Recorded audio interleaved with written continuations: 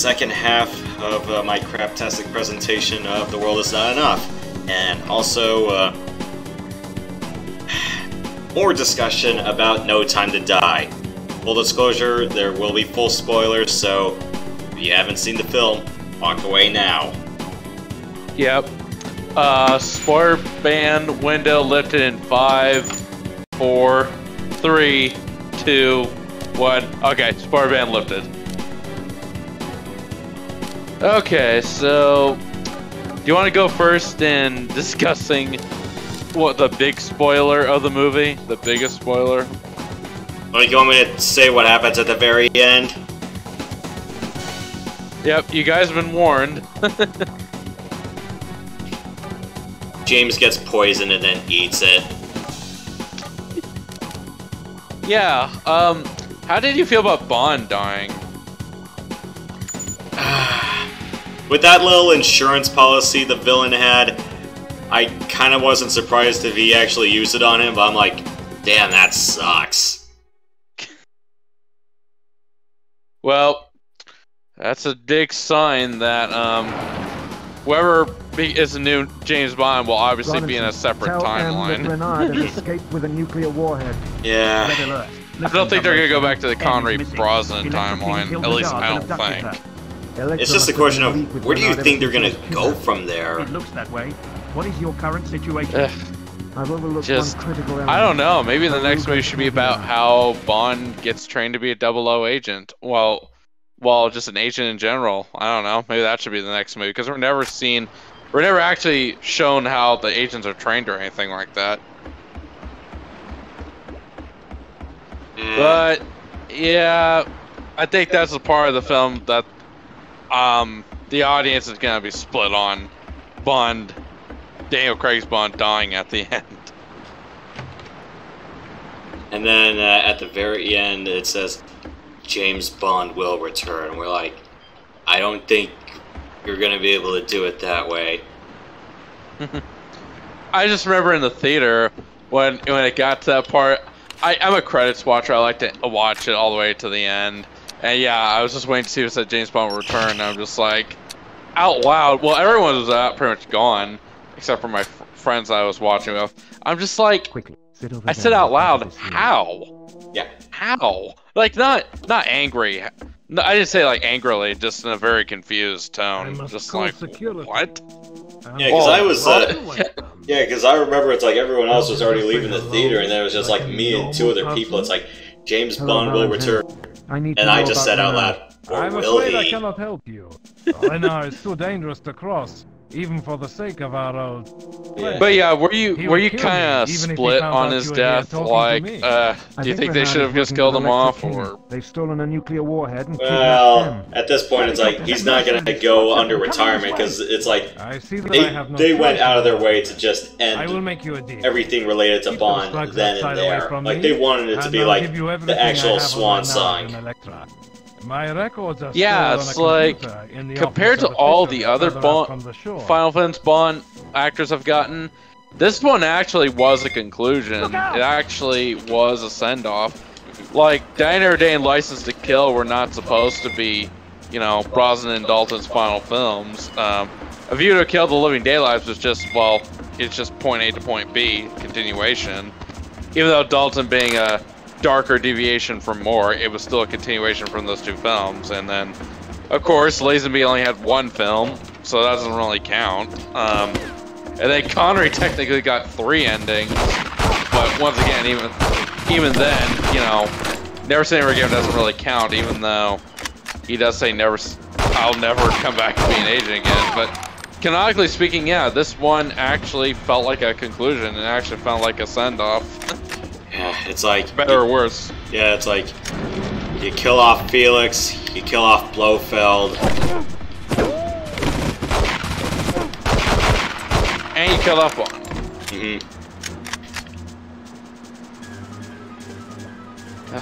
Well, that's the big spoiler. Oh yeah, yeah, them referencing Vesper for Casino Royale, that kind of felt like For Your Eyes Only. Oh yeah, the gravestone scene. And then it's like, oh, by the way, here's a little note saying Surprise, surprise! And then the mausoleum thing, the coffin thing blows up. Oh yeah, the whole gravestone. Yeah. I was like, yeah, of course, that'd be a Spectre thing to do. Totally. Yeah. And then Bond thought, oh, that Madeline had a hand in it, that she was still loyal to Spectre or something like that. Yeah, because the Cyclops said something like that. It's like, once Spectre, always Spectre. Oh, yeah. Yeah, the Daniel Craig continuity really turned Spectre into more of this secret society kind of group rather than this militaristic world domination one. I mean, it still had them wanting to control the world, but it still felt more secretive compared to in the Connery days, you know? Or it's more just like, outright, it's like, we'll control the world through nuclear domination or something like that. Yeah, basically. Hold each side at the throats, basically. But Spectre, I felt like it was more of a shadowy, you know, secret society organization, if anything. But then, yeah, then Bond, you know, found the phone. I think Malin had, and had a Spectre symbol on it. It's like, oh yeah, you're still in league with them. He just dumps her on the train after the whole flea scene, them fleeing, and it was really like, oh my gosh, when he stopped the car and the bad guys were just shooting at the car. I guess he was trying to get Malin to fess up or whatever. Oh yeah, and, that. Yeah, get her to, you know, fess up what if she was hiding something. And there was something I didn't catch at the train ride. I didn't really catch it when I saw the film, but yeah, at the beginning of the film, it shows that yeah, Madeline was pregnant. It was hinted when she was touching her stomach. So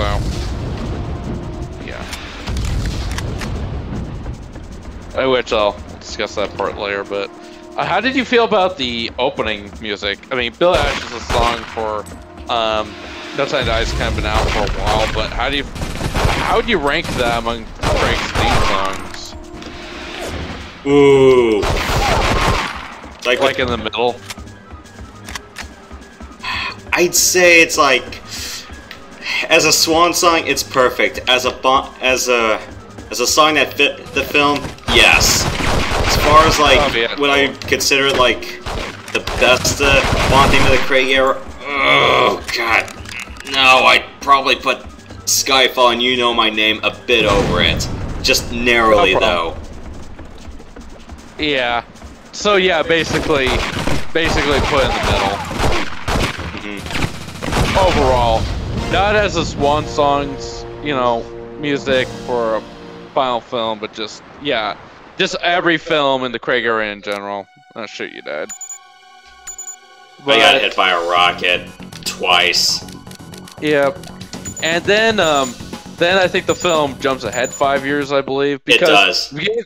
The beginning of the film takes place like only a few months after Spectre, I think. But yeah, later it goes to the laboratory part, and the villain and, well, Rami Malek's character Safin, and I think Cyclops. I think I'm trying to remember. Was that a Spectre raid? I don't remember. It was a Spectre raid. Because remember, it's like the guy was called under pretenses from Spectre. Yeah. Yeah, the part where they kill everyone in the lab and they save that guy to get that kind of felt kind of GoldenEye to me, in my opinion. Sit over there. Look out! And then they get the virus from the lab. And oh my gosh, the whole virus thing in the movie, oh my gosh, that's the part that's not really going to age well because of, well, you know. Well, it's nanomachines. Well, and I'm just going to ask this straight up. Have you played Metal Gear Solid? Which ones? The first and the third. I'd probably say either of 1, 3, and 4. Although I pretty much know the general premise. Okay, so the nanomachine, the virus, that kind of felt like it was taken from 1. The entire part where you have the scientist being kidnapped and the such, and then, you know, being yanked around by intelligence. that's taken from 3. And the main protagonist dying because he ended up getting infected by it, or at least a more advanced strain of it, that's from 4. Oh yeah, I did mention you know some Metal Gear similarities in the story and all that with the nanobot part. Oh yeah, I forgot to ask. How do you feel about the gun barrel? The fact that it didn't bleed over. Yeah, at first I didn't quite catch that in my first film. I'm like, oh my gosh, that was actually hinting at something happening in the movie. But then again, it's like, it's one of the few intros that doesn't really, at the very first scene, it doesn't have anything relating to Bond in it. Whereas, like, every other scene roughly does. Well, maybe except Live and Let Die, but, But first, a Craig-Yard, no. Yeah. It opens with Seth. It opens, like, many years in the past, Malin's a kid, and Stefan, who's trying to get revenge on Spectre for killing his family, because I guess they were allies of Spectre or something, and then they were betrayed by Spectre by Mr. White killing them. He goes to the house to find him. He found, because I think Malin's mom and Mr. White, I think, had separated at that point or something like that, and yep, found her mom like asleep or drunk or something. Yeah, and then she was all drunk and stuff, and then he just shot her straight up, and then it's like. Then it's like, okay, that part from Spectre, it's like, that got finally explained. Yeah. I probably wouldn't have, next time we do a review, I probably wouldn't start with the lead, or at least the most obvious spoiler. Next time we do something like this, talk about it front to back. Yeah. But it was kind of weird how he spared her life. It's like, oh, why? Well, she just tried to shoot you with a gun, so it's like, what? Multiple times, that is. Yeah.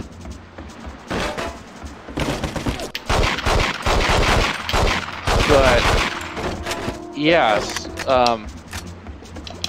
now going back to the laboratory part, because if I remember correctly, after it's stolen, like, MI6 learns about this, and M tells him to get 007, then it just cuts to the Jamaica part, I think. But of course, we know it's not Bond. We know it's Lashana Lynch's character. Naomi, that's her name. Naomi, yeah. I keep forgetting her name for some reason. But yeah, then it just cuts to Jamaica. I feel like they're trying to go back to the cinematic words of the Bond, but by going to Jamaica again, where Bond retired, after he left Madeline. I felt like they were trying to go back to the cinematic roots by going back to Jamaica. I don't know how you feel about that analysis. Or at the very least, it's like, okay, back to the place where it all started for Bond. Jamaica for once. I don't think Bond's been to Jamaica since, what, Dr. No? Since the very start?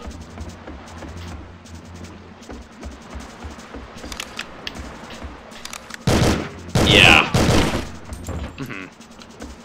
Yep, and then he's just, living the good life in Jamaica, and then he meets Felix, who we haven't seen since Quantum of Solace, and it's kind of implied they had a history between Quantum and Skyfall, it seems, so, but then, I'm trying to remember how he got to the Cuba part. Did he, like, fly there? Yeah, I only saw the movie the whole way through once, so... Me too. Pardon me, the details are not exactly...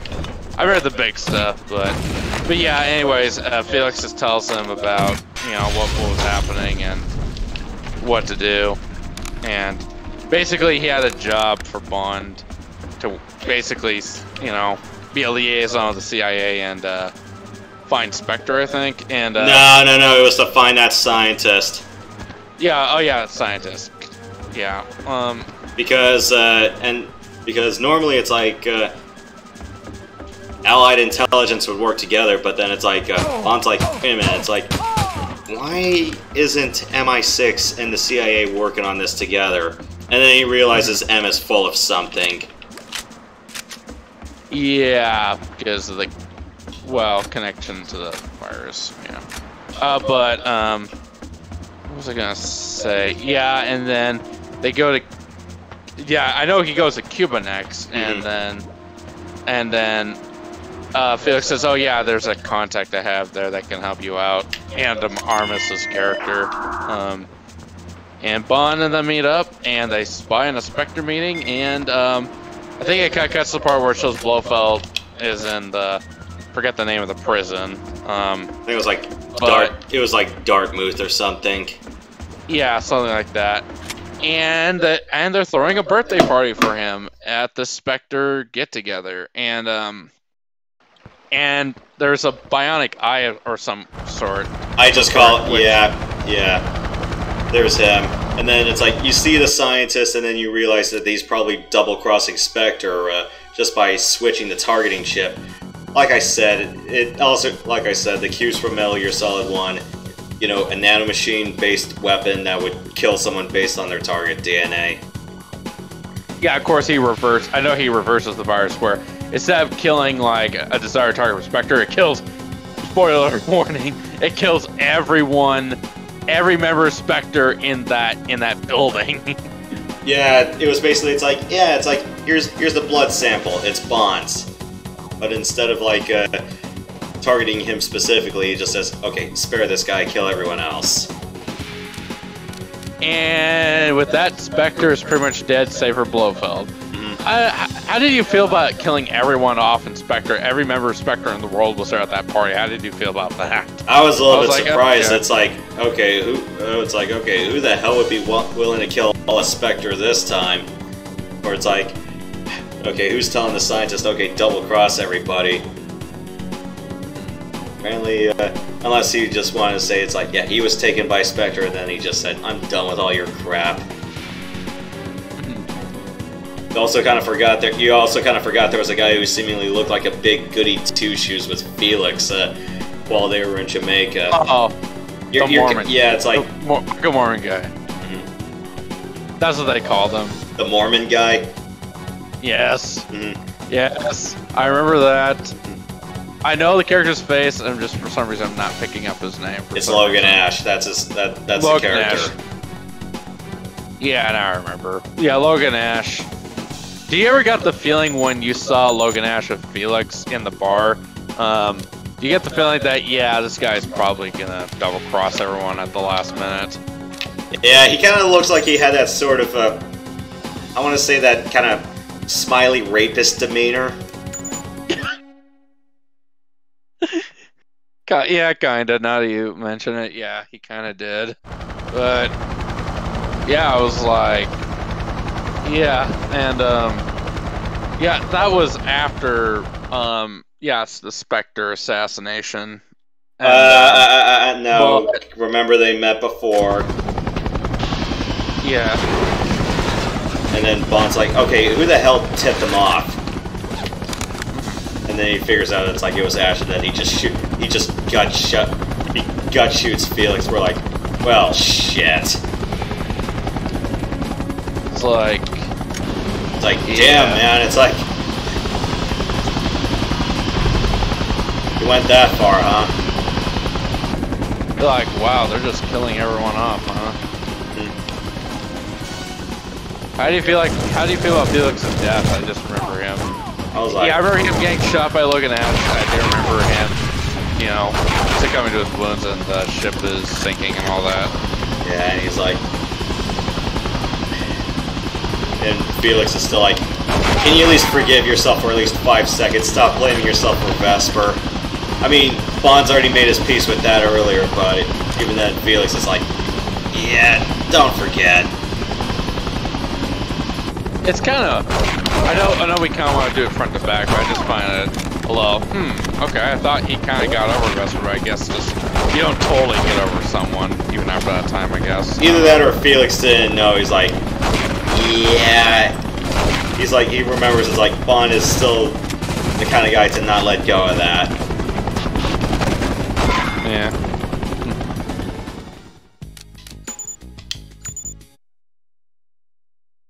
accidentally shot one of the... Don't worry, I sometimes shoot the wrong people too. Especially on target terrorists, so don't worry. So... Okay, so Felix is dead. Oh, yeah, that brutal fight scene between him and Logan Ash. Oh my gosh. That was brutal. Sheesh. Well, before we get to that... It's like, you know, Bond heads back to London for the first time and he realizes, okay, what the hell is M hiding from me this time? That, you know, it's like, the CIA is not being in bed with MI6 on... We're the same person.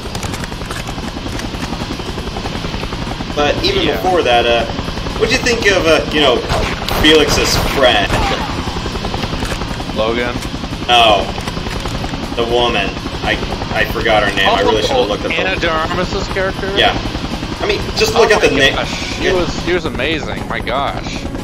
And I'm like going, huh. It's like, you know, for someone who's only been on the job for 3 weeks, it's like she's handling things very well. Yeah. Yeah, 3 weeks of training, I was like, oh, okay. But her and Bond worked well together, which is why I was willing to overlook it, so... Yeah, it's like they had, like, insane... Yeah. It's like they had insane chemistry for 5 seconds. Yeah, a few minutes, but... Hey, you know, as long as they work together as a team, they're not, you know... They're not trying to push some, you know, bullshit. I'm fine with it. It can work. But yeah, one of the things I was a little worried about, that actually turned out to be one of the best parts of the movie, I will admit. Even though she was only in for 3 minutes or so. Get her and James spying on Spectre Me, and then the whole fight breaking out, shooting all those goons the way she did. Yeah, that was great. And then they're all just going down for drinks. It's like, she's all nervous on the first drink, but then it's like, the second drink, it's like, yeah, like, we already killed a bunch of people. We're cool. Did you say she reminded you of Dominic from Nightfire? Well, in terms of dress, yes.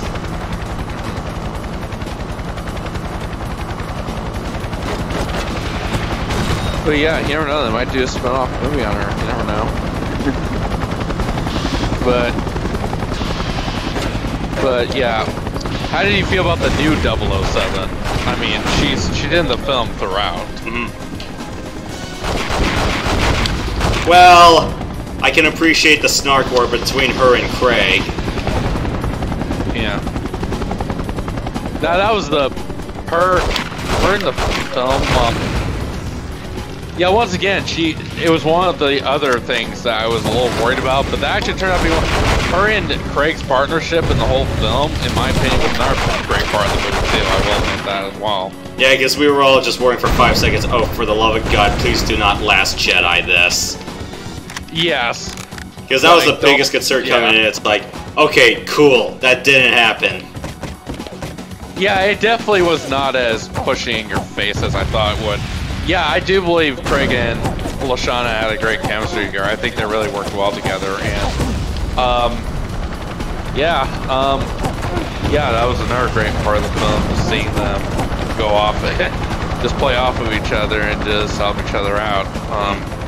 It definitely was not as, it definitely was nowhere near as disrespectful. It was not like Last Jedi level disrespect with Bond and all that as I thought it would be, so thank goodness for that. But, yeah. As far as, do you think this is the best performance Ralph Fiennes put on as M?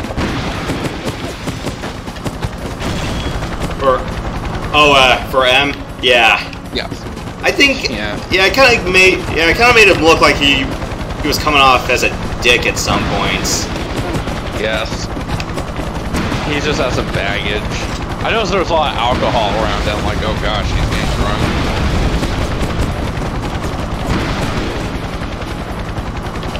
Like in his office and all that. Oh, the ducks came back. Nice to hear.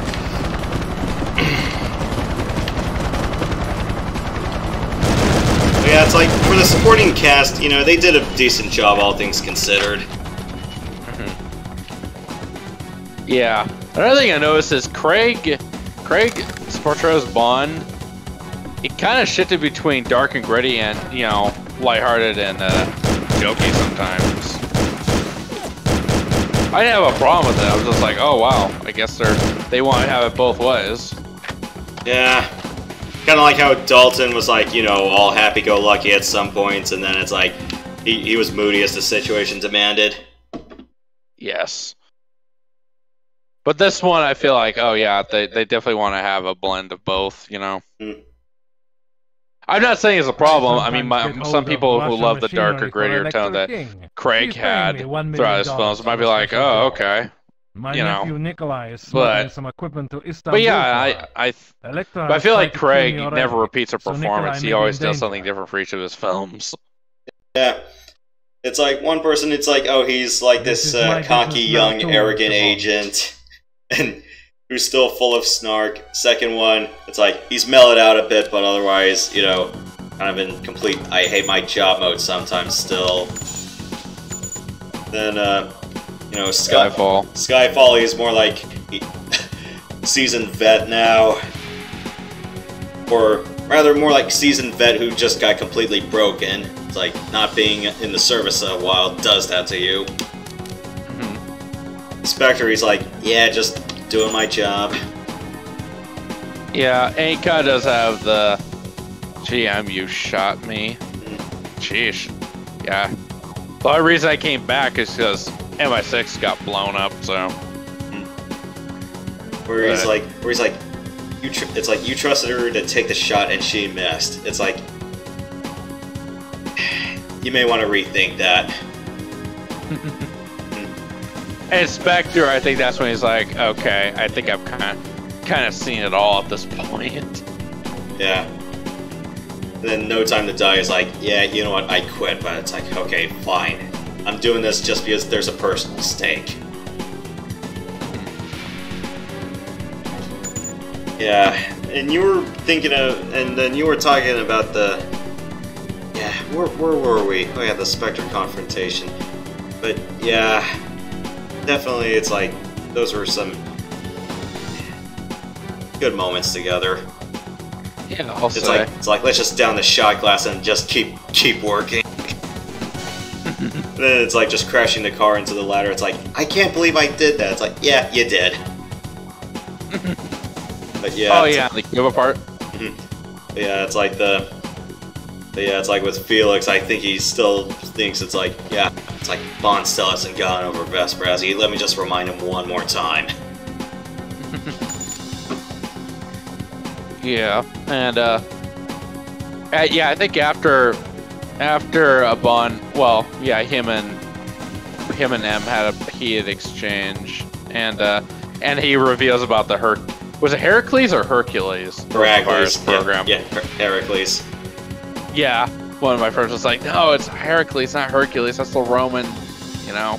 But yeah, M reveals that yeah, they developed the Heracles, you know, virus program, and then they shelved it, and now yeah, he's been giving Bond a hard time about it, and I think after that part, yeah, Bond is at the dock or something, or near the Thames River, and M comes out and just tells him about, you know, basically kind of, you know, gives... not really that. Remember, at that point, it's like Bond already has the hard drive, because, you know, he got the scientist's briefcase and all the info and gave it to Q, and then, like, then he gets a straight answer from M.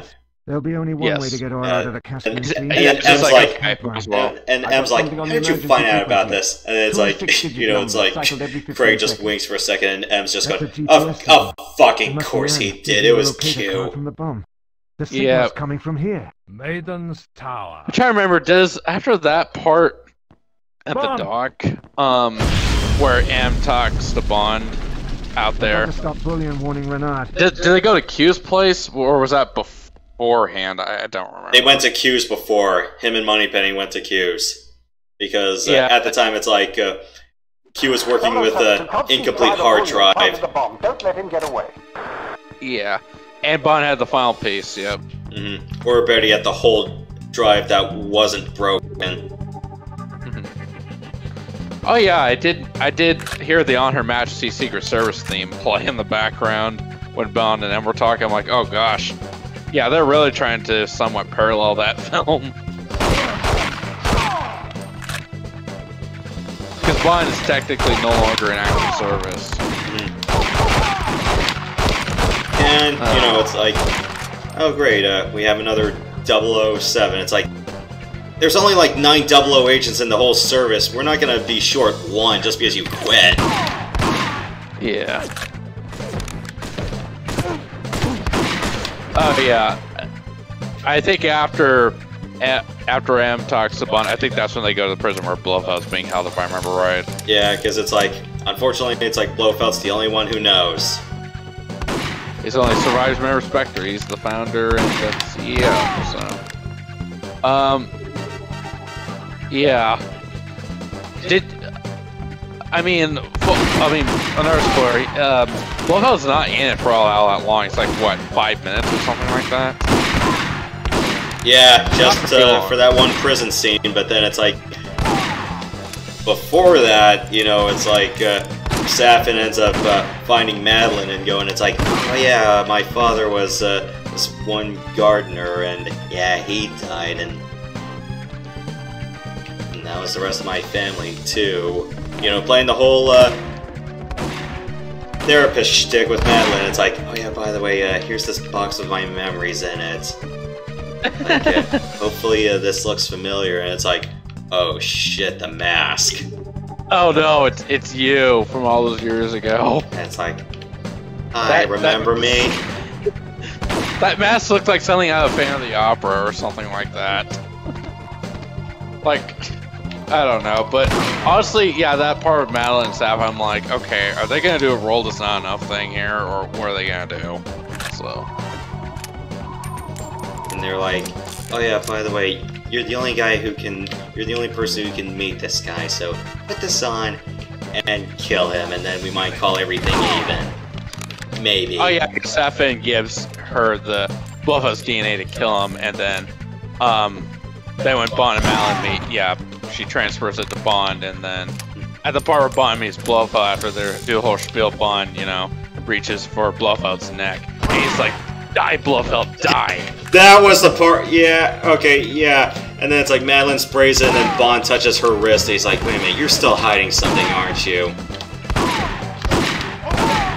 Then, just at the point where it's like Blofeld still thinks he can break Bond one more time, just taunting him and everything. Yeah, it's like, Bond is just like reaching out going, die, Blofeld, die! I'm like, God, yeah, this is almost like the entire Fox Die scene from the first Metal Gear Solid. I'm like, yeah.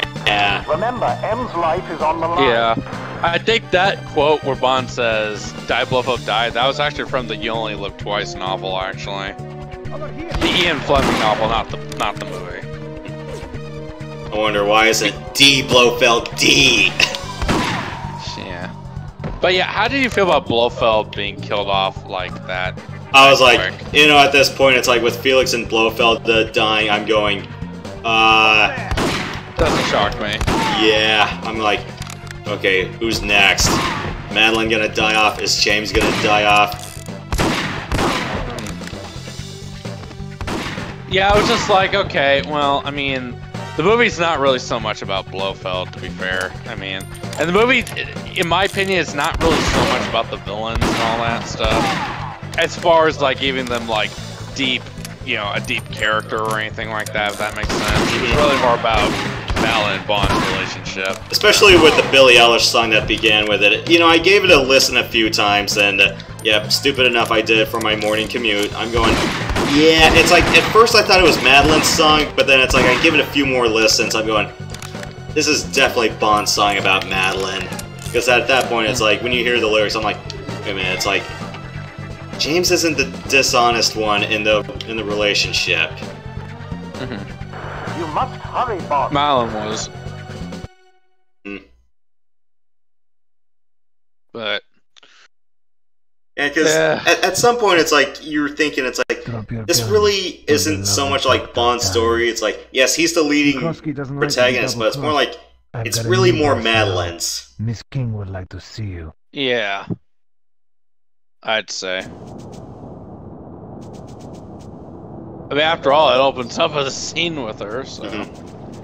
Or it's like the entire flashback of the scene she talked about Inspector. Yeah, the scene Inspector explaining why she doesn't like using guns on the train, yeah. Yep, I remember. Captain Nikolai. Sir, ready. Okay, after Blofeld dies, it's like... is that when, M and Q try to figure out where Safin's, like, base is? No, they're still looking for leads on Ash. They don't know about Safin until Madeline tells Bond about him. Oh, yeah. True. Yeah, then try to figure out where Ash is. And yeah, I do remember them going to Norway or something to go find, well, Bond and, Naomi, team up. Oh, yeah, the part where, Naomi is like, okay, well, Bond is being reinstated. What's his 00 number? Yeah, and it's like with Bond out of leads, and it's like he knew it's like he got it from Madeline, so he's like, what was that one place Madeline told me about? It's like and then it's like big plot twist. It's like, oh, she had a kid, and then it's like just telling Bond straight up, it's like, oh yeah, she's not yours. I'm like, I'm just wondering if she was lying through her teeth or that. It definitely felt like she was. Yeah, and looking at, what was the kid's name? Matilda? I can't pronounce his name. Matilda, yeah. Looking at her eyes, I'm like, oh, Madeline, stop your lying. She has Bond's eyes. Just get out of here with that horse shit. But yeah, it's like, I felt like, okay, whatever man was, Madeline out with. I mean, the kid looks like she's like, what, 4 or 5 years old or so? Yeah. So, no, my gosh, no, it has to be Bond and Madeline's daughter. There's no way. Yeah, and then Bond and Madeline make up, and then it's like Madeline just tells the truth. It's like, yeah, that one person that's been haunting me. The world is not enough. Now you know. I'm looking for a submarine. It was like, yeah, it was and the driver like a bunch of friend of mine. Biological or chemical weapons experts that were part of Spectre. Then they had a falling out, and then just killed him. And then Mr. White killed his whole family. He said, "Yeah, let me counter that." I wonder how he missed Safin. That was my question. Well, he was a kid at the time, so. Maybe the same way Safin spared Madeline, I don't know. Avenge the death of Nikolai. Granted, probably not through, like, in the ice, but still. Well, that's the thing, you should never leave loose ends, but whatever.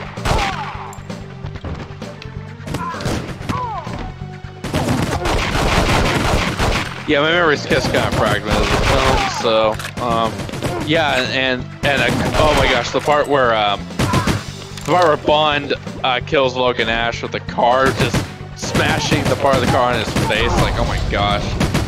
Didn't that felt for your eyes only too, the way he killed him with the car? It pretty much was. Yeah, the film, I definitely say, had a lot of Bond Easter eggs from or similar things that happen in the film, in our films, and all that. So, I definitely say if you like Easter eggs and all that, you'll definitely love this film. But then, I remember how, and then of course, Bond and Madeline and Matilda all have like a family moment where she's watching a show or something. Yeah. And, serving her breakfast or something. I thought, oh wow, that's cool. And then it's like, Bond is like just cutting up an apple with a knife. Like, is that good enough? It's like, yeah, sure. It's like, yeah, it's like, stop lying, Madeline. I think he was just lying to him because, she was still, felt kind of, betrayed that Bond left her and all that. So I think it's like, you know what, Bond, I raised this kid by myself. So, you know, this isn't technically your kid, even you are the biological father, if that makes sense. So, we tried to follow Electra, but she ran through a security door. Yeah, I do think Madeleine's one. I think, yeah, she was much better in this movie than Spectre. Like, I feel like she had a lot more to do in the film than Spectre. And I know a lot of people think that, yeah, she was better in this. After the Norway part, they go back to London, correct? Because remember, it's like they're trying to figure out it's like where Ash was, and then it's like Nomi was following Ash, and they're like, and then Bond's like, oh shit! It's like if she's following him, it's like she's here. It's like he's here. Yes. And then cue car chase where it's like Bond manages to outwit a whole bunch of agents, or at least a whole bunch of hostile goons with just a family sedan. No wait, an SUV. I'm sorry. Oh yeah, that was cool. It's like, see? Like, you can outrun a bunch of hostile Range Rovers with an SUV. It's doable. Just be a good driver.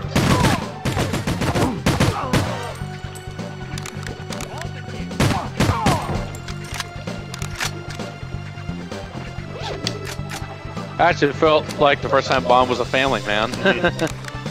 Protecting his family. Yeah, and then you had the entire shootout in the woods. We're like, I'm like, oh my gosh. I'm just going to like, Andor to you? Huh? Did I feel like Return of the Jedi to you a little bit? Yeah, a bit. It's like, especially using improvised traps in this sword. Especially with a rope trap, I'm like, that definitely felt Andor-ish. Yeah. And I remember Naomi gives Bond a ride in the car. No, but that was like right after, it's like Safin comes in, it's like, you know, it's like Madeleine ran out of bullets, so he's like, oh shit. And then Safin takes Madeleine and Mathilde. Yep. Ah, yes, a standard and takes them to his Dr. No Island. Yeah, the film also had some Dr. No elements to it. Safin, at one point, kind of looked like Dr. No a little bit.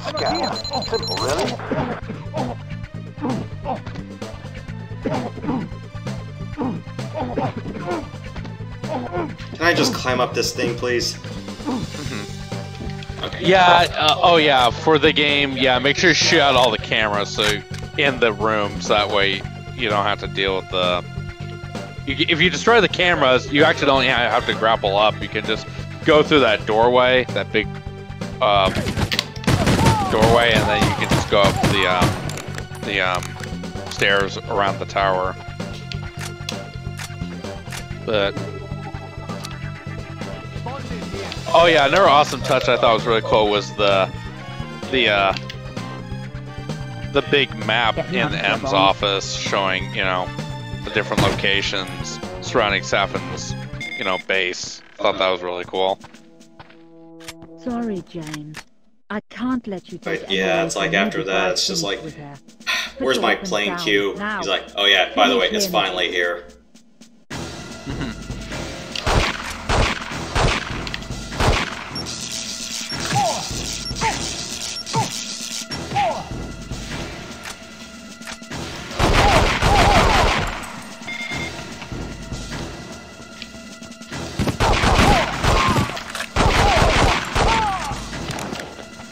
You didn't headshot him? Got too lazy.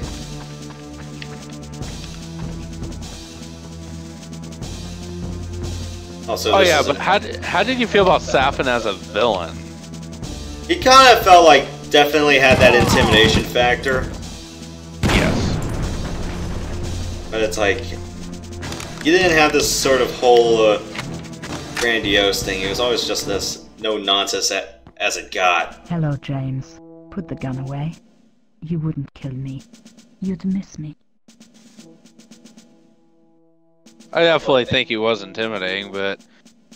Yeah, some people say, yeah, that he's definitely not, you know, the chief tier or anything like that, but... yeah, once again, I don't feel the movie was really so much about the strength of the villains. It was more about, once again, concluding James and Madeline's story, you know.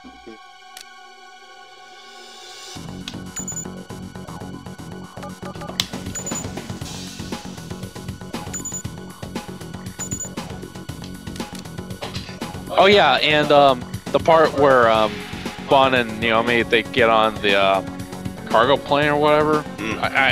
Yeah, and then the part where M is on a Skype call or whatever with them, and Naomi's like, you know what? How about we just give James, for this one mission, let's just give Bond his old, you know, code name back. And M grants it, and he's reinstated as 007.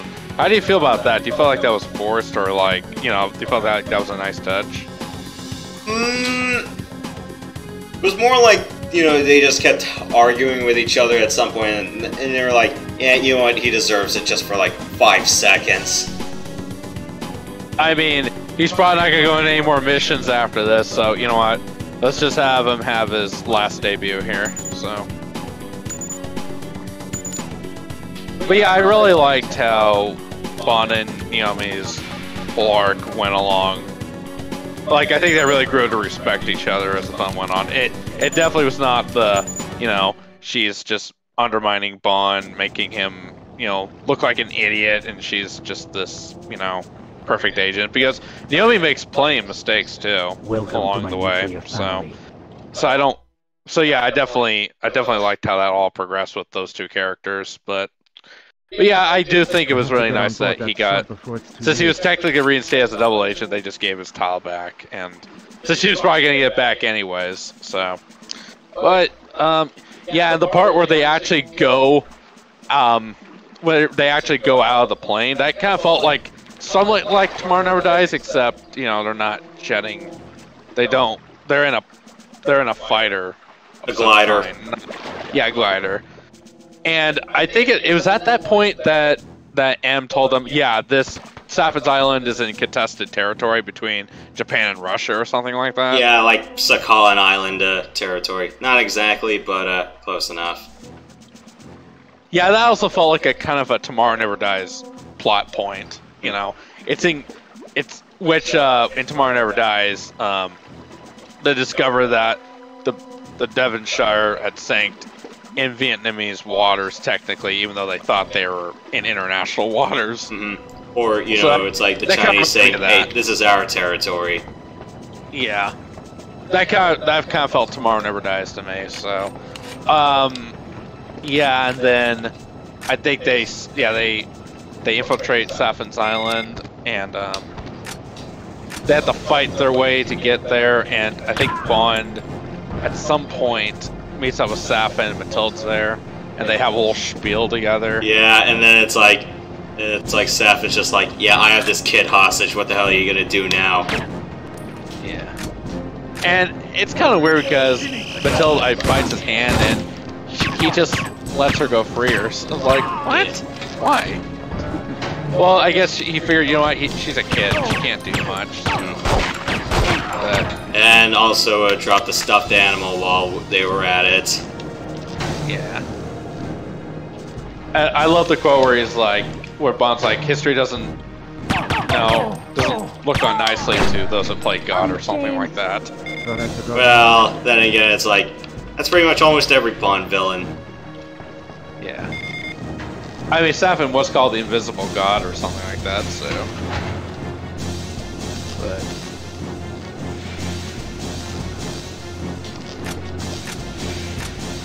And then, oh yes, the big scene, one of the big scenes.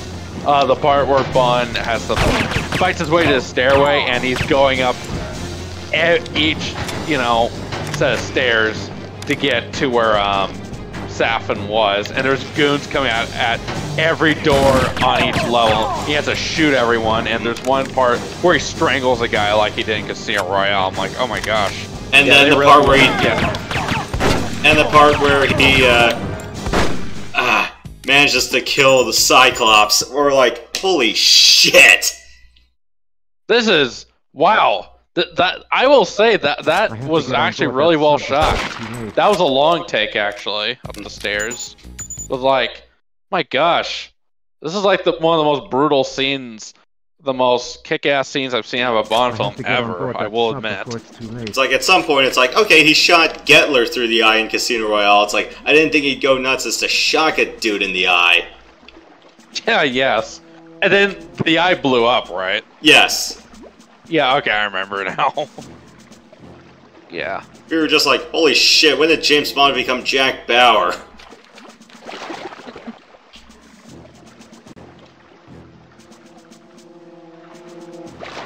But yeah, it's like, definitely, it's like, this was my father's garden patch. You're gonna like all of these things. I do have to admit, there's a lot of Japanese references in the film too, like the garden and all that.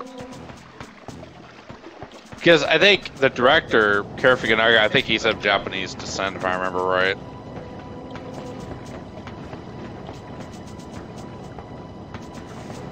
But after that, it's like everyone's trying to get off the island because it's about, well, because was it in between the stair fight and Bond seeing Safin? That's when they just. No, actually, it was before that. No, because remember, it's like Nomi threw the Nomi ended up had enough of the scientists' crap, but it's like they finally decided it's like we're enough. It's like enough double crossing. It's like, and then Nomi just had enough, and then just threw him into the river of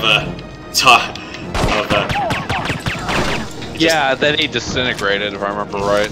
Yeah, it's like everything that was just chemical warfare just summed up in that river. Yep.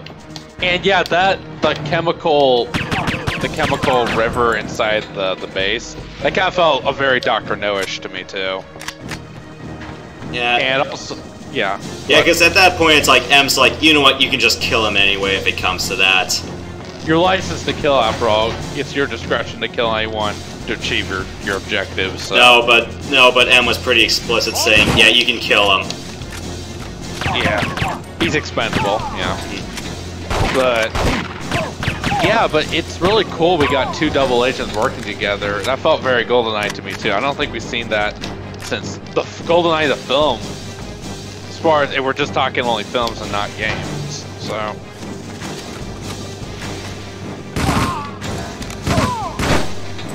James. Thought I forgot me. That was after the stairway fight where Bond is walking over the garden and then Safin appears and shoots him a bunch of times.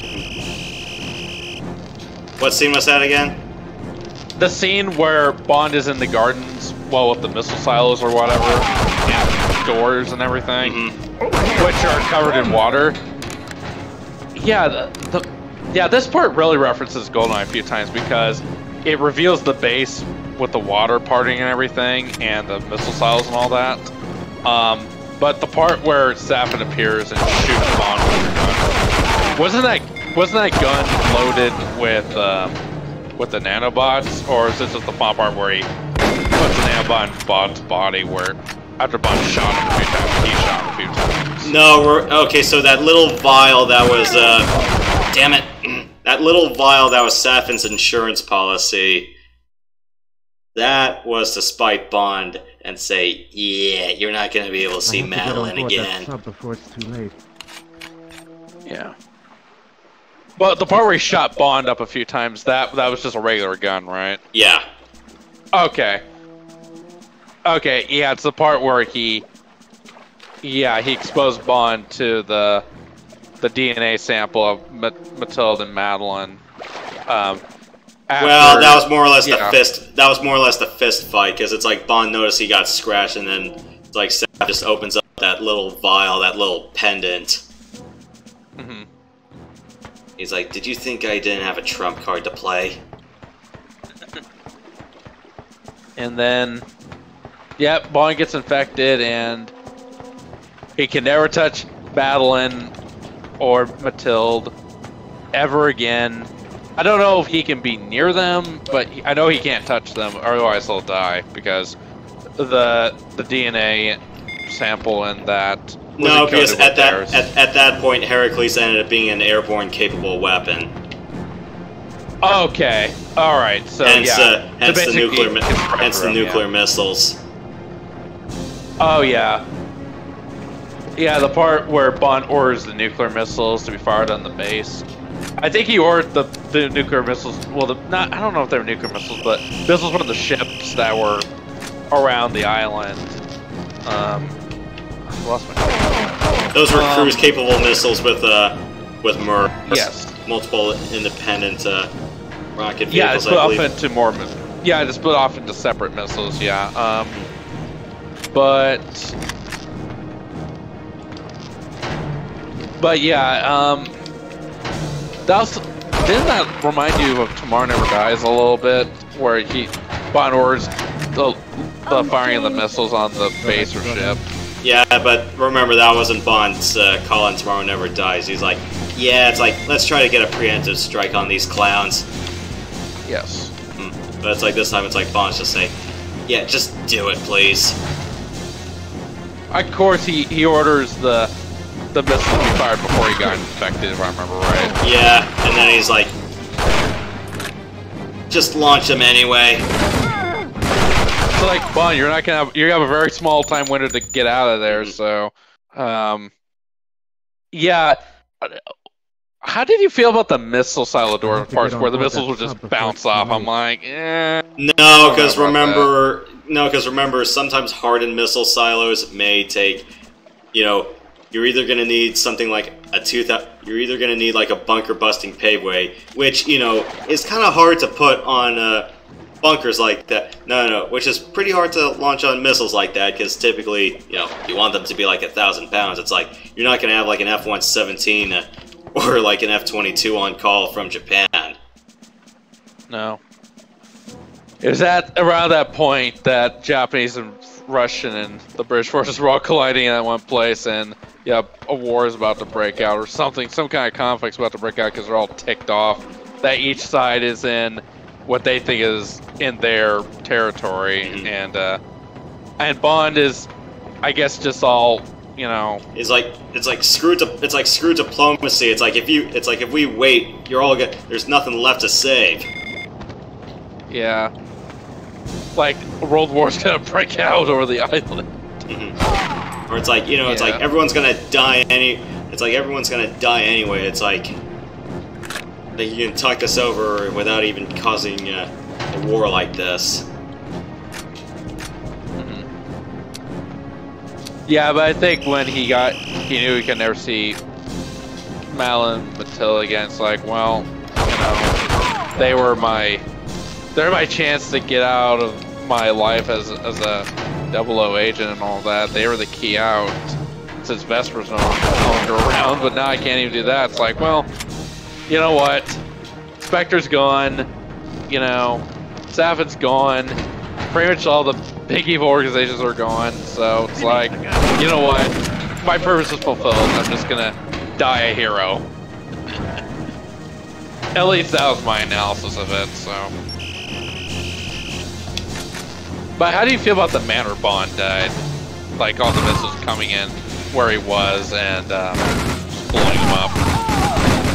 I was like, well, you probably shouldn't be talking about that without mentioning, you know, Bond's last phone call.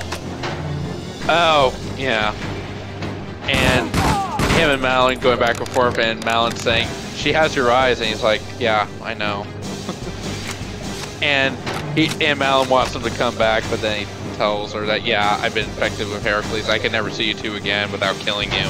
So, and him telling her kind of a variation of the Honor and Majesty Secret Service, you know, line. You have all, instead of, we have all the time in the world, you have all the time in the world, and just, yeah, missiles come, blow them up.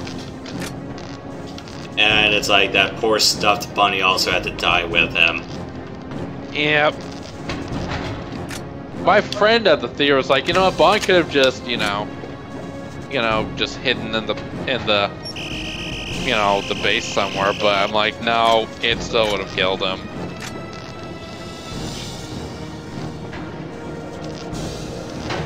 And then, how do you feel about the very last part where Madeline's driving the Aston Martin DB5 with Matilda, in the pasture to see or whatever, and she's like, "Let me tell you a story about a man named James Bond." And then it's like, okay, it's like now time to start. Now time to start watching the whole series again.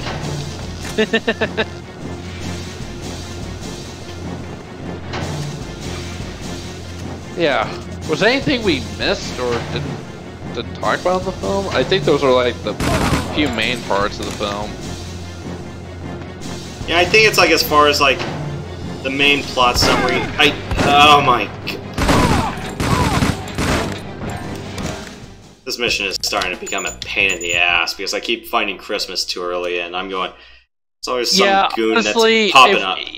I would use the eye vision glasses, well, the X-ray glasses, see where she is, and just leave her alone, kill everyone else, and then escort her to the torpedo room. That's... Oh, if you think this is bad, try it on 00. And try being 00 agent on this mission, trying to get the cheat. I think there was a cheat on this. Yeah, there was.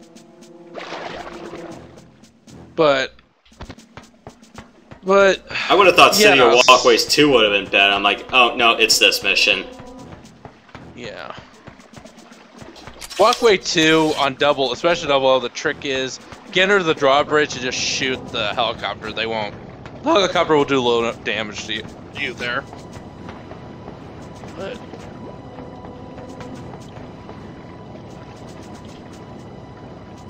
But yeah, do you think No Time to Die kind of took on the structures of a couple different Bond films and then tried to make something new from them, or a few? Yeah, I got the feeling it's like, of course this is gonna be like Majesty's. Except it's kind of Majesty's in reverse. Yes. And yeah, they played the On Her Majesty's Secret Service. Well, not the song, but the Louis Armstrong.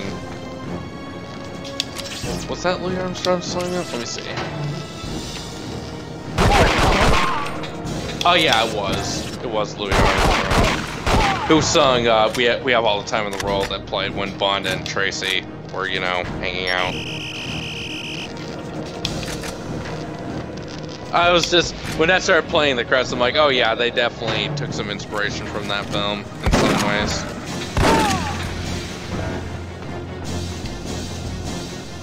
So, I'm just wondering, I may have asked before, but given more time has passed slightly, how would you rank this movie out of all Craig's films?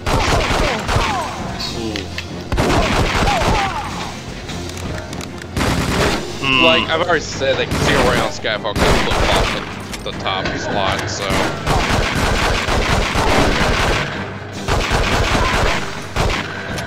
For me, I rank it in the middle. I'll rank this as third.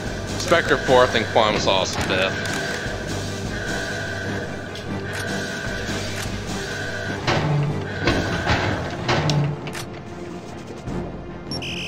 But sheesh, I mean, did the film really feel like 2 hours and 43 minutes? It didn't feel that like that to me. Maybe like 2:30.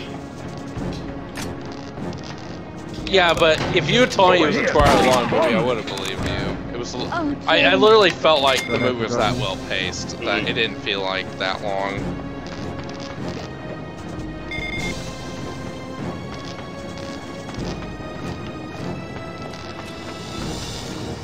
But yeah, which of the supporting cast from the MI6 side, which one do you felt like had the best performance? Naomi and Bond notwithstanding.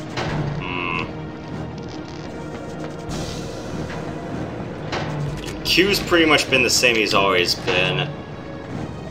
Mallory's been pretty back and forth, but you know, at the end, in the end, he was pretty much supportive of Bond. He's like, yeah, time to come clean with this.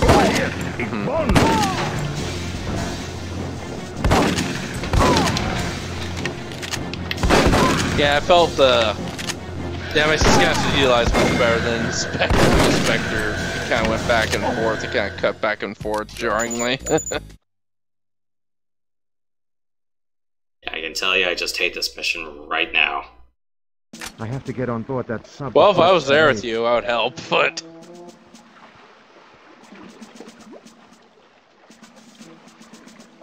Yeah, like I said, just kill every single goon on the sub first and then get...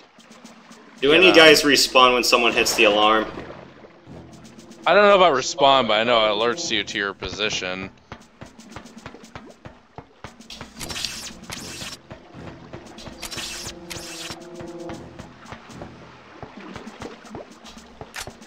But yeah, let's be honest here. Do you think for the next James Bond film, do you think if they're just going to carry over the MI6, you know, the MI6 cast over like they did with Judi Dench, or you don't think so?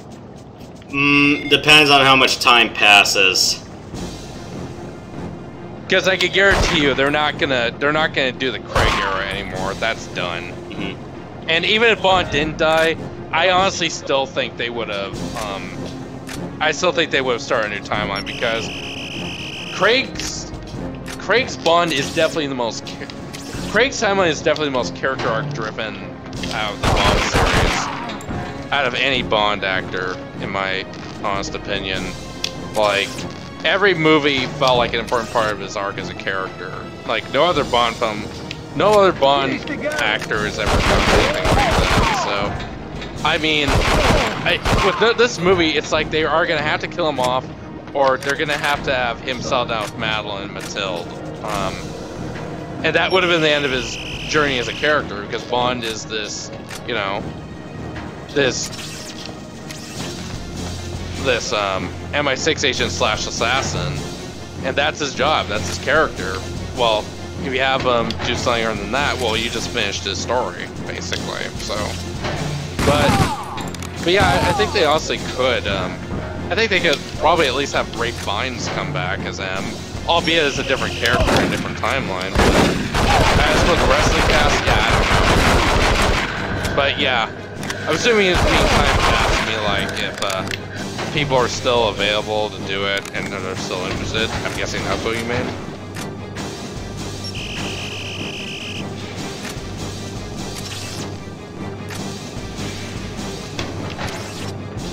Yep, laser the...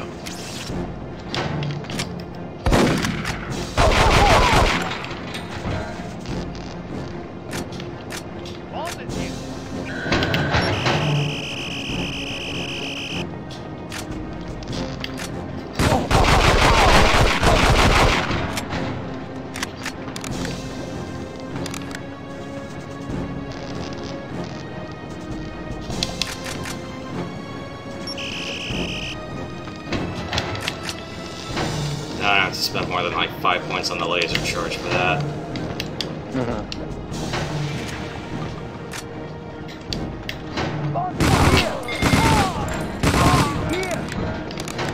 Over here!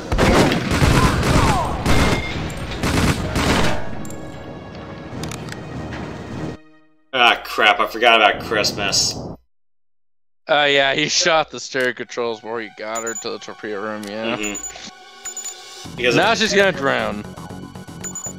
Yeah, because apparently it's like, when you get on the submarine, it's like, you have to get her to like, the end of the hull. That's like before, You shoot the steering controls. I have to get on board that sub before it's too late. Over here! It's Bond! Oh gosh. Yeah, that guy was like way too close. I'm like, ah, crap. You can also just kill the guys on the pen, and then you can disable the alarm. Well, the alarm switches, and then you could go on the sub. That's the way I do it. But I know it's on Age, and I guess I can just sneak around and then you know, come in through the back. Unless it's like on Secret and 00, they fence this area off. Yeah. In which case you have to go through the yard and pick everyone off.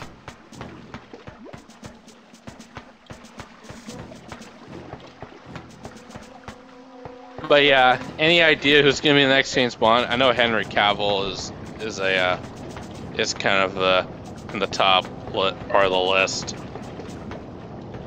Tom Hardy, I think, is another one, but of course his whole thing with Marvel, so probably not. Then you got Idris Elba, but I think he was ruled out too. I think Henry Cavill, I think, is the popular one to become the new James Bond. Who'd you say was the second pick again? Tom Hardy, I think. Well, once again, his commitment with Marvel probably won't, so. But apparently, some folks, I don't, were interviewing Lashana Lynch if she's gonna be in the next 007. She's like, "Oh no, they don't want me. It's just for this film."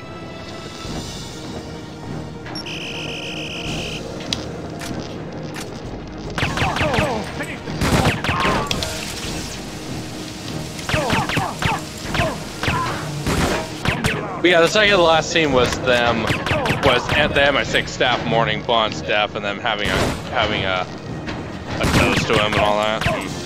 More like he wouldn't have it any other way. Maybe Alec was right all along. Like, Mr. Bond here will only have a small funeral service with only money paying and a few others in attendance. Oh. Yeah, I feel like whoever wrote the script for No Time to Die, the overall story, yeah, it seems like they really researched every Bond film and figure out like what would be the nicest touches for from each film with the film, you know.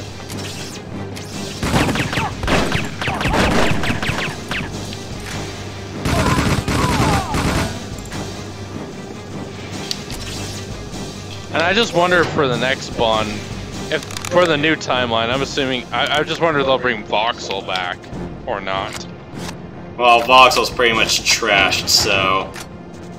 I mean, if they create a new timeline, you know, if they'll bring that back or not, or they'll just stick to the sorry, I'm blanking. Universal Imports Office, the old Universal Imports Office.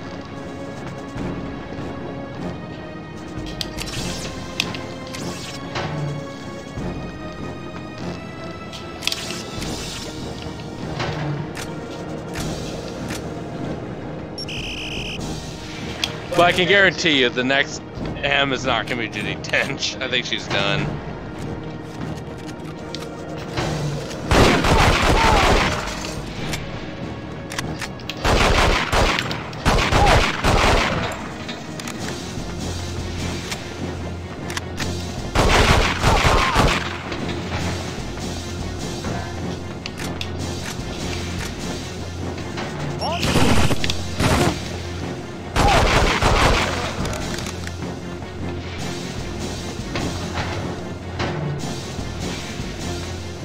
Oh, this is the mine room. Okay, at the very end.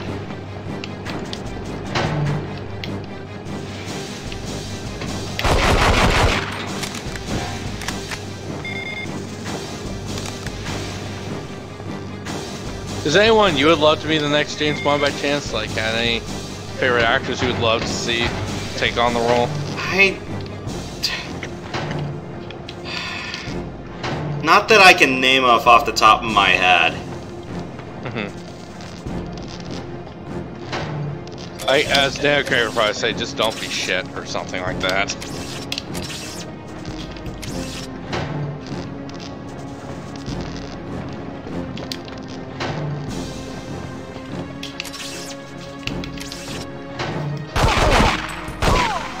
Oh, James. Thought I'd forgotten you.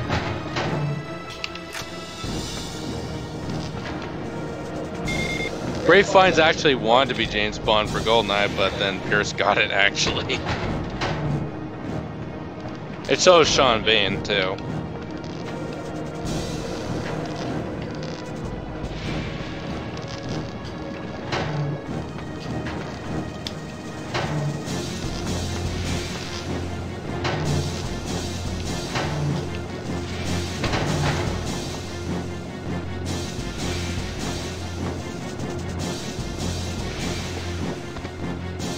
Stay here. I have to disable the submarine.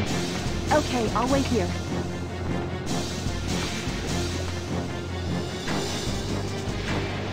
Hopefully that's everybody. Yep, just go shit the steering controls and you'll be good. Yeah. That's one other thing that's kind of annoying about this game. It's like, you know, like how in other games, you know, it's like they don't play the cutscene and you know for sure you failed the mission. It's like this one, it's like it still plays the whole cutscene. I'm like, no, no. Yeah, it's a little annoying. There's another mission that does that too. Especially like especially when you're doing the infiltration mission at the disposal site. I'm going. It's like, oh yeah, we're playing this whole scene, and where M gets kidnapped by Electra. It's like, oh yeah, by the way, you failed the mission. I'm like, oh come on. Like, what was the point? Mm-hmm. Jeez, I did this. Fastest time was like 450, and now it's just like making sure nobody shot Christmas on the way to the door. Ugh. But yeah, it's just a question of like, where do they go with Bond after this? I'm like, oh.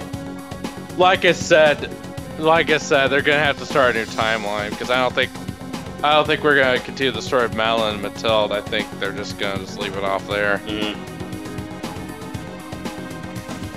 Yeah, it's like, and then again, it kind of feels like the end of Bond as we know it. It's like, pretty much this was the swan song, pun intended. Despite the fact Daniel Craig's timeline is just this weird rebooted offshoot continuity from the Pierce, well, the Sean to Pierce, you know, timeline.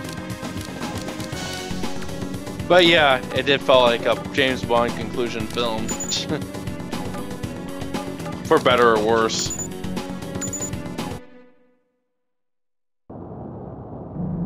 Oh boy, the part where I get lost constantly because I have to find out where the lights lead to. Ah. Oh yeah, you gotta, it's like a maze you gotta go through, yeah. Because it's like, well, you can't really find your way back to the bottom of the submarine.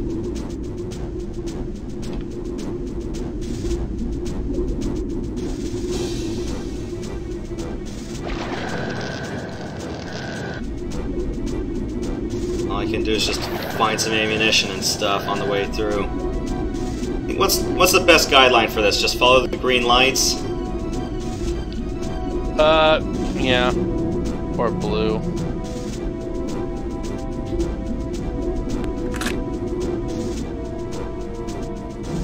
Go down there. Yeah. Also, it's a good idea to replenish your air supply too, and in those areas.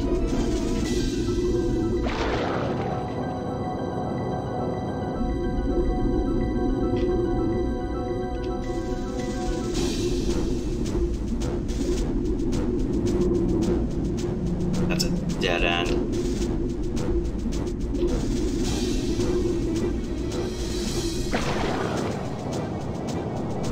But yeah, would you say No Time to Die for Game About Quantum Solace? Do you think it's the second most violent Craig film? It comes close. Because I think Quantum Solace and Casino Royale are kind of neck to neck as far as violence goes.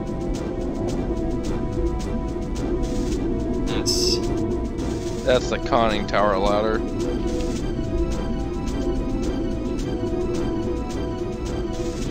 Yeah, I'm just trying to find that big hallway of lights. Problem is, though, I think that door was locked. I'm trying to navigate the submarine for the first time, so...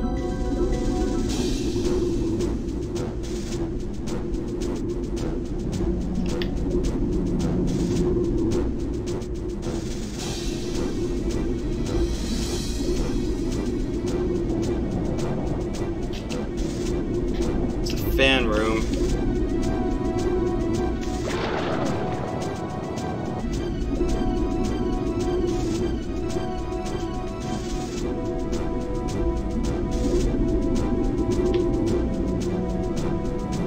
Yeah, I keep forgetting you're playing as an agent, so the air supply you have slowly drains. But on double agent, it drains a lot faster. It's like you have to know where all the air pockets are. Yeah.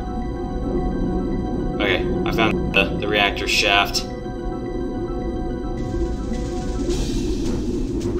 Huh. Not bad. Wish I knew how much time I burned on this, though.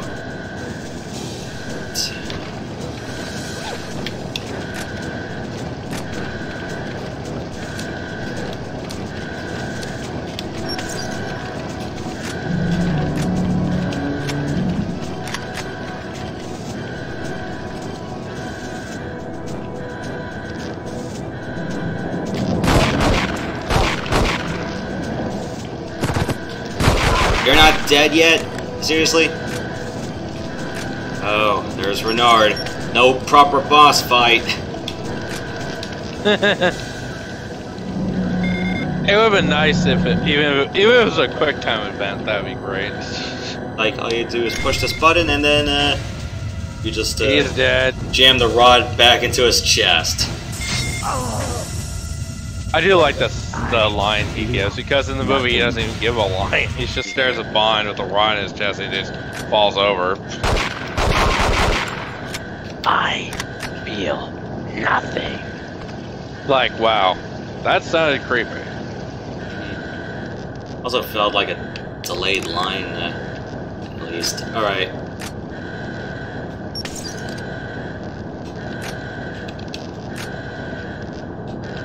Yeah, and the reason I picked this game was like, oh, okay, it's like everything that kind of sounds like, oh, we had all the time in the world, and stuff like that. Because World's Not Enough, that was the Bond's family crest that was revealed in Honor Majesty's Secret Service.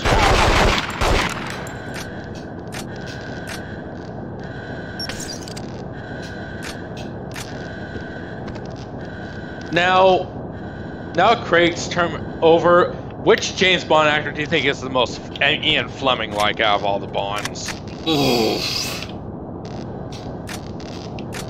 I think it's either Craig or Dalton. But Lazenby, you could argue that, because Honor Majesty's Secret Service was the first Bond film to kind of, for the most part, really adapt from the novel. But Lazenby only did one film, so not much to go off of. I think it's Dalton or Craig, to be honest. Because I don't know about Craig, but I know Dalton loved the Ian Fleming James Bond novels, and he read all of them, and even referenced them on set when he tried to figure out how to portray Bond.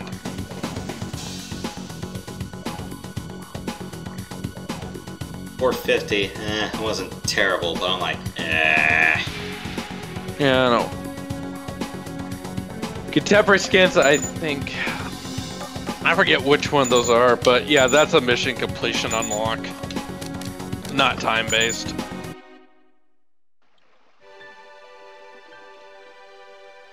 I've always wanted to have Christmas in Turkey. Oh god, and then the base movie for this had all the god-awful puns. I thought Christmas only came once a year.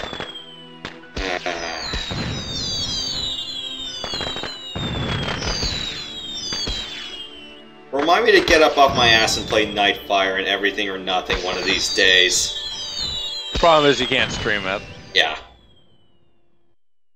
Maybe my computer probably could. Albeit on real console, but yeah, I got a new laptop. Or it's like if you can stream, or if you have the recording cards from your console to your laptop. More power to you. Yeah, I just record gameplay from the computer itself when I connect the console up to it through the HDMI video recording software through the converter I have and all that. So yeah. Yep, that's a way better laptop, which is actually meant for gaming in mind. Yeah, maybe I don't know. Maybe now I can do some streaming finally. Yeah, and and I think I mentioned this last time. It's like if No Time to Die ever gets a video game adaptation, what game engine do you think it probably would be best suited for? It's like, of course, someone's gonna make it in GoldenEye, but it's like, it's like again, I'm like thinking, it's like Nightfire or Everything or Nothing's engine would be perfect for it. Oh yeah, like you could kind of go the Bloodstone route. I mean, I know you haven't played Bloodstone, but they could do it something like that, except the graphics are better. Or they could do, if they just want to do first person, yeah, they could do something like Nightfire or Everything. Well, Everything or Nothing is third person, but yeah, Nightfire, yeah, that would be a nice touch. I don't think it'll be a GoldenEye Reloaded clone though, because you know, Activision doesn't have the rights to it anymore, and the studio that developed GoldenEye Reloaded and 007 Legends went out of business, so.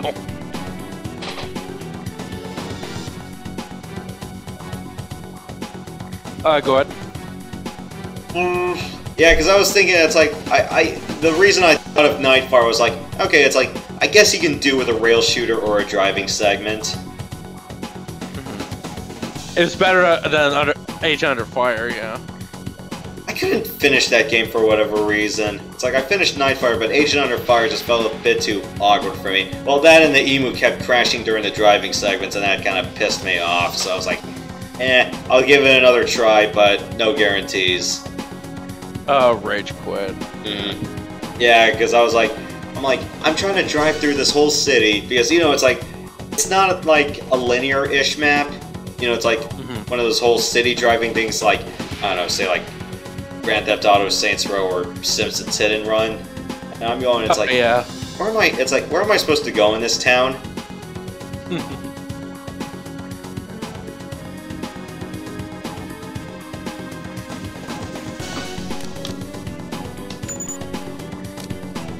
Not be one of those where the hell do I go kind of games either.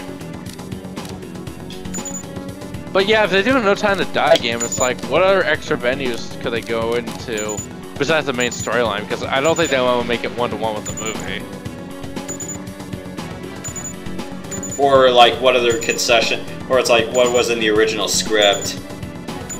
Oh yeah, something like that.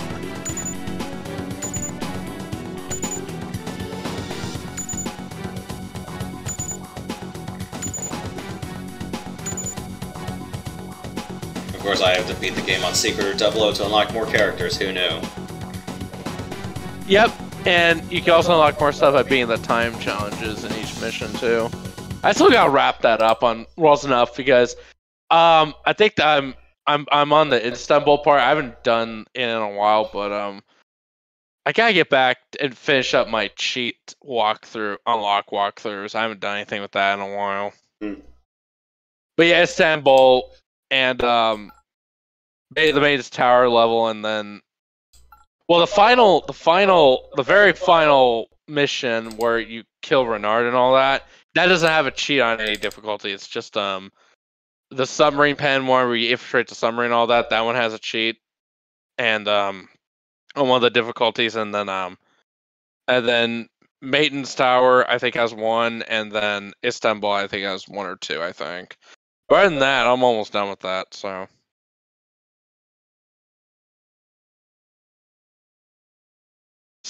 I guess maybe just to wrap up our spoiler-filled review of No Time to Die, how many stars would you give it?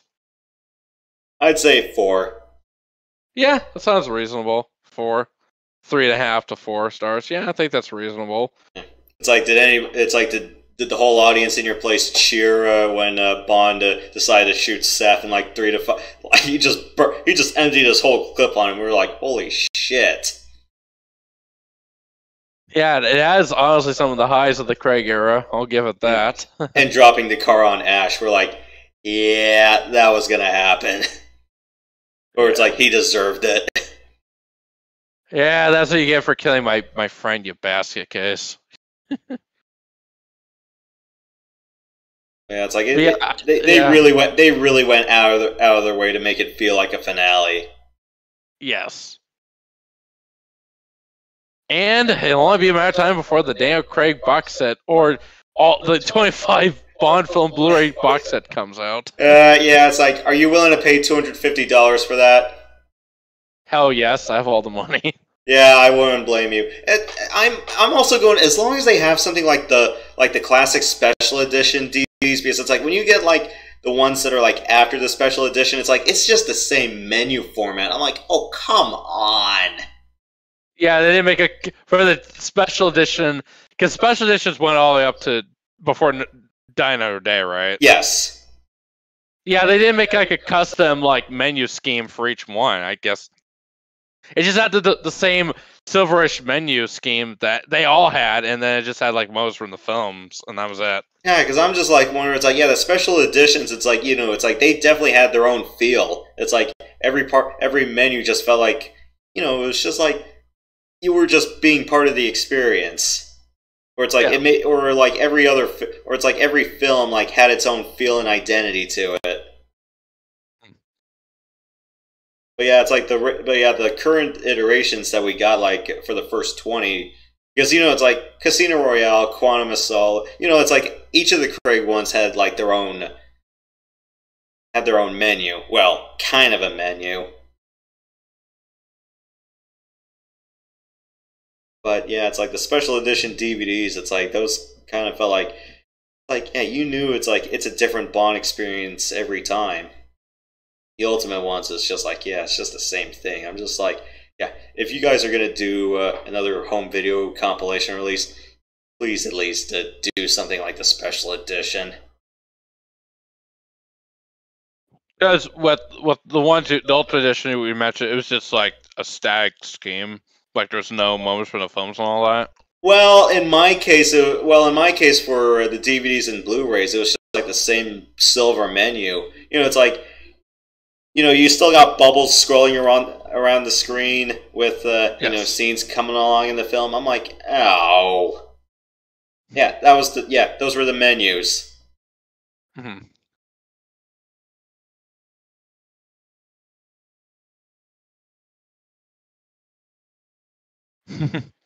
Yeah, I just hope for 25, they'll at least do something creative with each one, but we'll see. Yeah, I guess. But yeah, I definitely want to get them because I love extra stuff. So yeah, because it's like, you know, with Die Another Day Special Edition, you know, it was like an icy field. When you started up Live and Let Die, you were greeted with Baron Samity's laugh, stuff like that.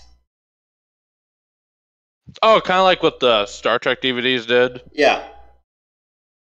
Where it showed like a digital recreation of one part of the film, and then like a menu and all that. Yeah, or you know, it's like how, for like the first 6 episodes, or like, you know, the original 6 episodes of Star Wars. You know, it's like every once in a while you'll cycle between different venues, like every other planet. You know, like how Phantom Menace was like Naboo, Coruscant, and Tatooine.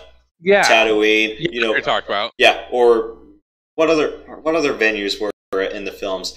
What was Attack of the Clones? Was it Coruscant, Geonosis, I think, and Kamino?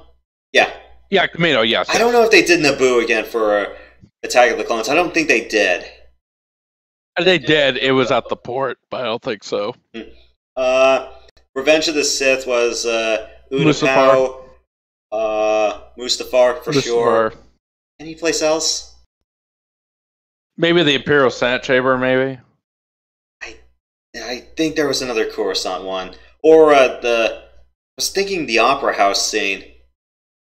Oh, yeah. I think that might have been one, too. Yeah, I'm kind of forgetting. But it's like the places that made the most sense.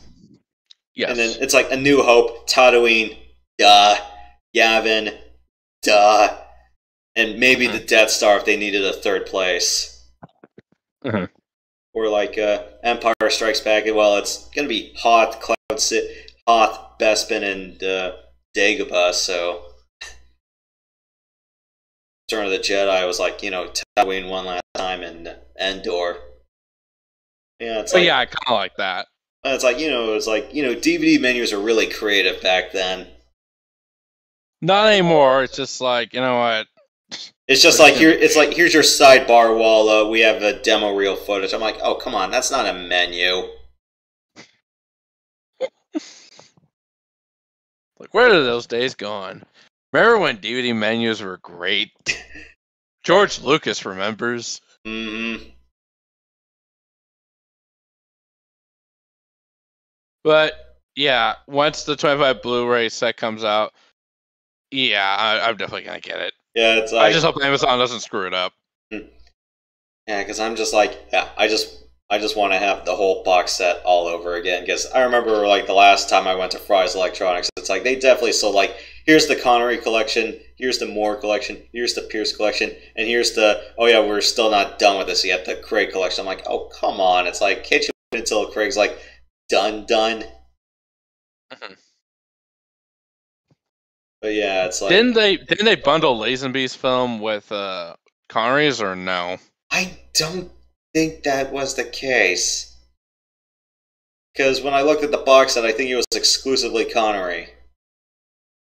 Oh god, Dalton only did 2. Lazenby did 1, so not really a collection all that much. Yeah, but yeah, like, you know, when it comes out on like the next special edition or the final cut or something like that, it's like, yeah, I'll happily drop $250 to $300 for that. You have a Blu-ray reader by chance? Not yet. I was like, I gotta get one for my computer because my new computer doesn't come with a DVD or Blu-ray drive, unfortunately. So I gotta get an external drive. Yeah, I was thinking about just getting a standalone Blu-ray player. I'm like, I'm not getting a PS5. I'm not. It's like the catalog doesn't justify itself for me to go get like a Blu-ray player that also is a game console. Or I'm like, no. It's like I'll just get a standalone one if I can just get one for like $50 to $100. I'm like, cool.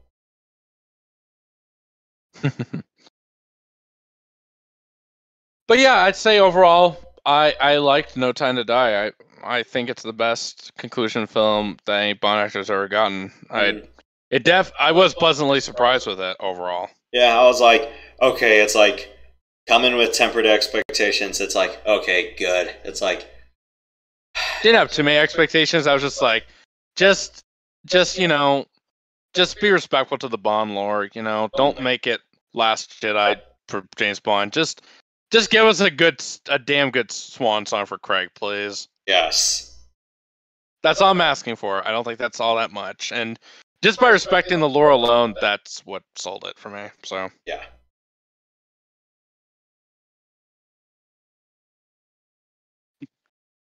Well, I don't know if you want to knock yourself out with Goldeneye, go ahead.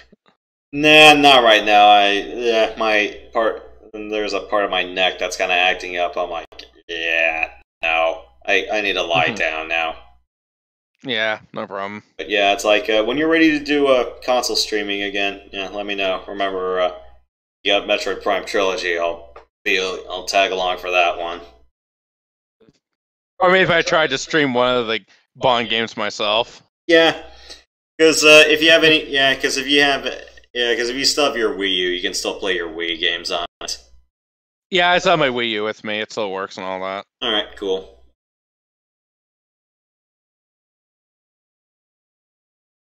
All right, I am gonna go take a nap right now, and yeah, just stuff to gonna have just to clean too. Do that next time. But yeah, I'll be doing Phantasy Star Portable 2 tomorrow.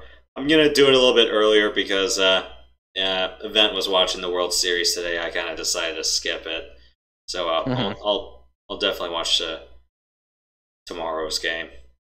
So yeah, it'll be a fix to our episode, and then yeah, we'll see where everything lies from there.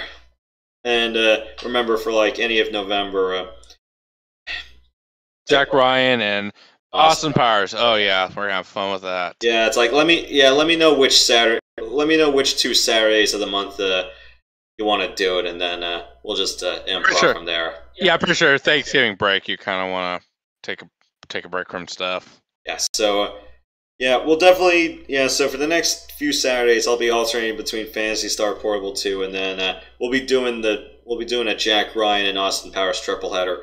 As far as the Jack Ryan films go, we're just going to be covering the first 3. So Hunt for Red October, and then both of Harrison Ford's films. Treasure Games and Clear and Present Danger. Yeah. We're not going to go any further than that because I'm like, yeah, this is good enough. We'll just watch their films on our own time. Yeah. I don't know. Maybe we could do Jason Bourne at some point down the road too. If you want, I don't know. How many films is that? Like 5 or 6 at this point? Let me look that up. Give me one sec. We got Identity, Supremacy, Ultimatum. I forgot what other one was there, and then there was just one that was just straight up named Jason Bourne. They got, like I say, Bourne Identity, Bourne Supremacy, Bourne Legacy, and then Jason Bourne. Yep. 5 films. I don't know, just an idea. We'll put that on the back burner for now, but that's going to be split on 2 weekends. Because I'm not spending... Because even if they're 2 hours long, I'm not spending 12 hours on that. No. Or hell, Mission Impossible. That's like, what, 6 or 7 installments already? Yeah, but it's basically James Bond, but, much more fun, Oh, I don't know if I'd phrase it that way. Just a more fun, action romp to them, if that makes sense. Mm-hmm. More action based and all that, so. Yeah. But yeah. Yeah, maybe I'll pay you to beat the game. World's Not Enough on Secret Agent or Double Agent. Maybe I'll actually bribe you. I don't know. That depends on if I manage to stop sucking, and well, admittedly, it's like playing with a GameCube controller probably wasn't the brightest idea in the world. I needed like a proper dual. I need like a proper dual parallel sticks. Hell, give me a Wii U controller. I'll probably do it with that. Yeah, not the Wii U gamepad, but my videos. The Wii U Pro controller. That's personally one of my favorites. Yeah, you can always consult my videos. Well, of course, that was done on an N64 controller, but whatever. Because, yeah, using the C stick, to aim around isn't, like what the analog stick is supposed to do. Not exactly the brightest idea in the world. Unless, there's the N64 Virtual Console. No, the N64 controller is for Switch, but I'm like,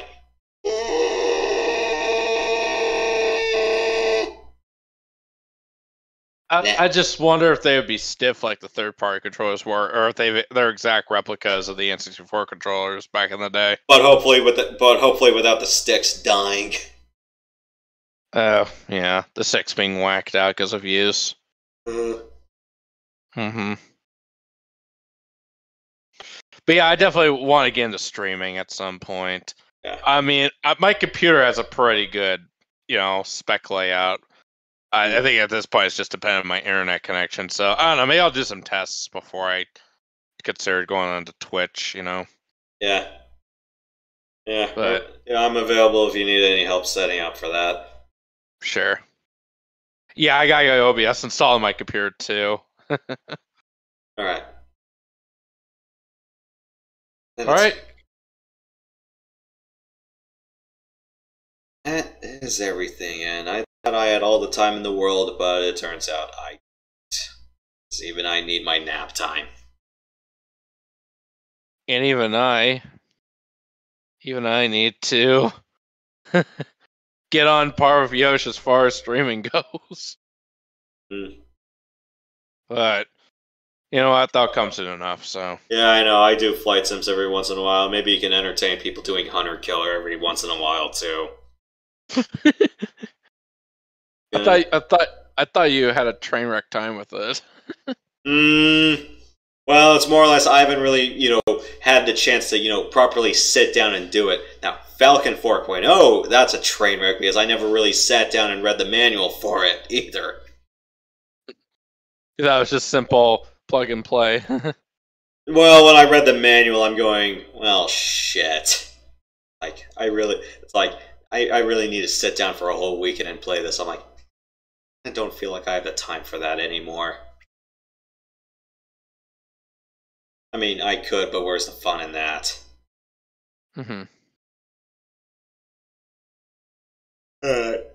Yeah, I am going to hit the sack now. So, good night.